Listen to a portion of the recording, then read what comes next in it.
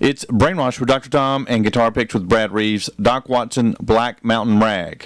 Yeah, and I'm going to have to switch guitars on this one. Okay. I don't think Doc played a Steve Morse guitar, best I can remember.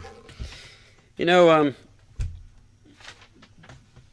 Doc, I think actually I became aware of him after I left North Carolina years ago. Mm-hmm.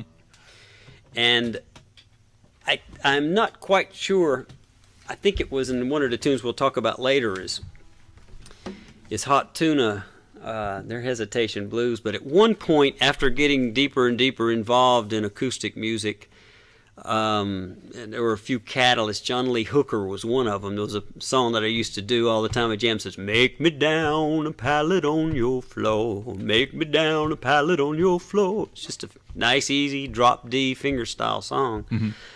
And after getting more interested in that and getting an appreciation of that kind of music, well, first time I heard Doc, it was like, whoa, there it all is. Yeah. There's the bluegrass picker, there's the blues picker, there's the Merle Travis on acoustic. I mean, it was all right there.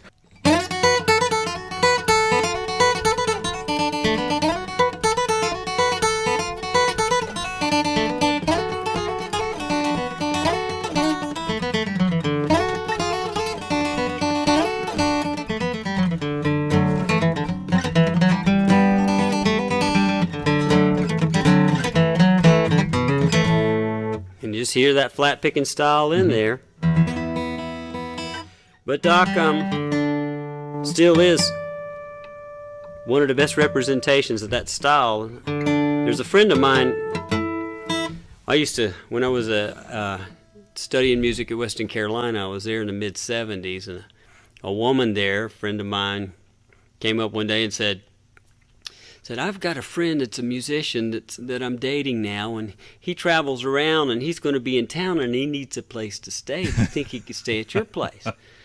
And I said, yeah, sure. So he stayed at my ramshackle place, and his name's Jack Lawrence, and he came for quite a long time, and then we'd stay up all night playing guitar. And this guy could really play that Doc style. I mean, he had it down. And also, he introduced me to a lot of stuff like Django Reinhardt, and he would play Newgrass Revival kind of stuff where it was sort of off the traditional map, but it still had that one foot planted firmly in the traditional style. A really technical player.